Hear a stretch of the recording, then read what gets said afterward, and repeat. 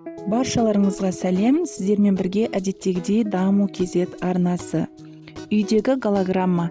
Дәл осындай графикалық көріністерді үй жағдайында қалай жасауға болады?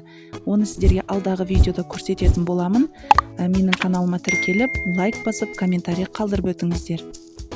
Бізге қажетті құралдар мөлдір пленка, сызғыш, қарандаш және қайшы, одан кейін осындай клетка, парақ қажет болады.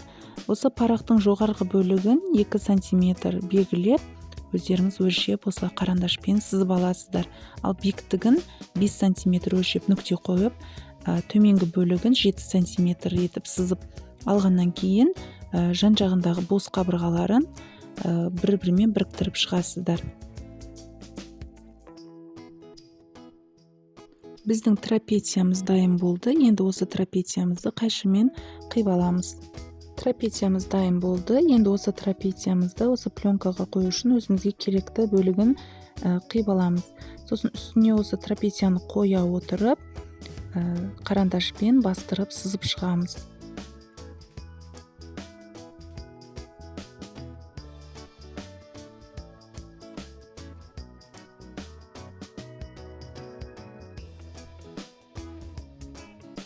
Трапециямызды осылай бір-біріне жақын орналастырып сызып шығуымыз керек. Одан кейін дайын бөлігімізді қиып аламыз. Қиып алынған бөлігіміздің осылай бұрыштарын шығарып алуымыз қажет. Ол бізге фигураны әдемі етіп формасында шығару үшін осылай бірінші қайырып алатын боламыз. Осылай артық жерлерін қиып алып тастайсыздар. Олардың шеттерінің, қабырғаларының барлығы осылай тең болу қажет.